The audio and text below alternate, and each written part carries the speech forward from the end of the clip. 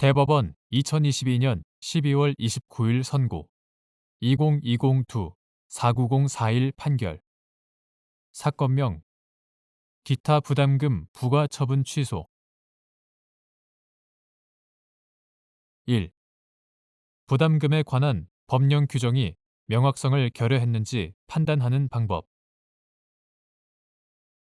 부담금의 부과 요건과 징수 절차를 법률로 규정하였더라도 그 규정 내용이 지나치게 추상적이고 불명확하면 부가 관청의 자의적인 해석과 집행을 초래할 염려가 있으므로 법률 또는 그 위임에 따른 명령, 규칙의 규정은 이리적이고 명확해야 하나 법률 규정은 일반성, 추상성을 가지는 것이어서 법관의 법 보충 작용으로서의 해석을 통하여 그 의미가 구체화, 명확화될 수 있으므로 부담금에 관한 규정이 관련 법령의 입법 취지와 전체적 체계 및 내용 등에 비추어 그 의미가 분명해질 수 있다면 이러한 경우에도 명확성을 결여했다고 할 수 없다.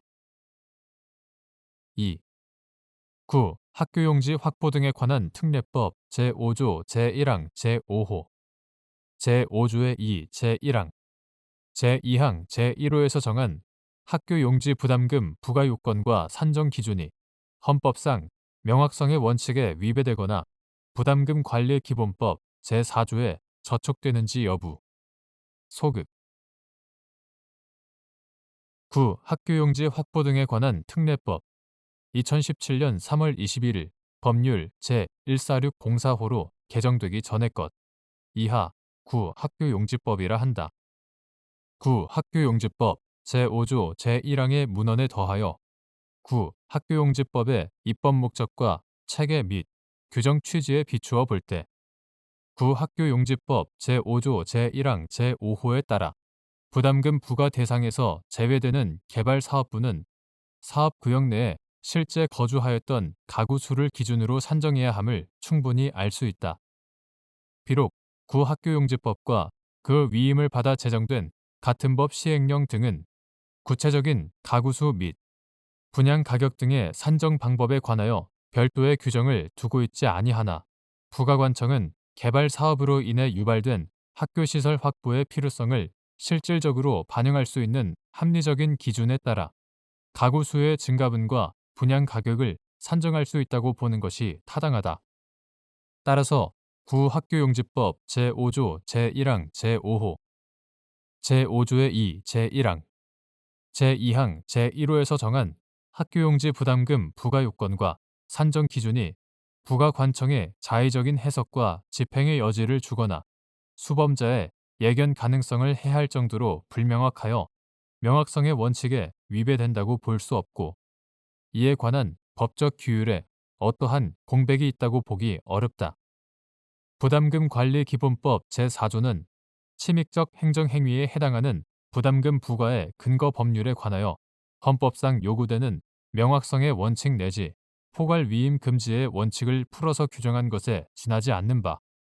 앞에서 본 바와 같이 구학교용지법 제5조 제1항 제5호 등이 명확성의 원칙 등에 위배되지 않는 이상 부담금 관리 기본법 제4조에 저촉된다고도 할 수 없다. 3. 9. 학교용지 확보 등에 관한 특례법 제5조 제1항에 따른 학교용지 부담금 부과의 법적 성격, 재량 행위 및 학교용지 부담금 부과 처분이 재량권의 일탈, 남용에 해당하는지 판단하는 방법. 9. 학교용지 확보 등에 관한 특례법 2017년 3월 21일 법률 제146045로 개정되기 전의 것 이하 구학교용지법이라 한다. 구학교용지법 제5조 제1항은 시도지사는 개발사업지역에서 단독주택을 건축하기 위한 토지를 개발하여 분양하거나 공동주택을 분양하는 자에게 부담금을 부과, 징수할 수 있다라고 규정하고 있어 문헌상 위 규정에 따른 학교용지 부담금 부과는 재량행위로 해석된다. 또한 같은 조 제4항은 시도지사는 다음 각 호의 어느 하나에 해당하는 경우에는 부담금을 면제할 수 있다. 다만 제1호, 제3호 및 제4호의 경우에는 부담금을 면제하여야 한다라고 규정하면서 제2호에서 최근 3년 이상 취약 인구가 지속적으로 감소하여 학교 신설의 수요가 없는 지역에서 개발 사업을 시행하는 경우를 들고 있다. 이와 같이 위 규정 제1호, 제3호, 제4호에 따른 학교용지 부담금 면제는 기속 행위인 반면 제2호에 따라 학교용지 부담금을 면제할 것인지 여부를 결정하는 데에는 행정청의 재량이 인정된다. 학교용지 부담금의 설치 근거가 되는 부담금 관리 기본법 제5조 제1항은 부담금은 설치 목적을 달성하기 위하여 필요한 최소한의 범위 안에서 공정성 및 투명성이 확보되도록 부과되어야 한다고 규정하고 있다.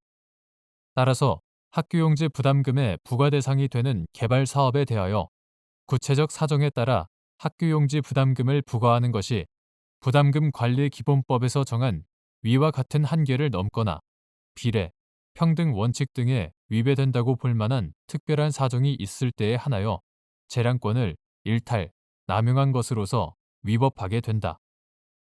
특히 학교시설 확보의 필요성은 그동안 누적된 수요가 기존 학교시설의 수용 한계를 초과하는 때에 비로소 발현되고 교육 환경에 대한 사회적 인식과 교육 정책의 변화 등에 따라 같은 수의 학생을 수용하는 데에 종전보다 더 많은 학교시설이 필요한 경우도 있으며 종래 취약 인구가 감소하던 지역이더라도 인구 유입과 지역적 상황의 변화에 따라 향후 학교 신설의 수요가 발생할 가능성도 있다.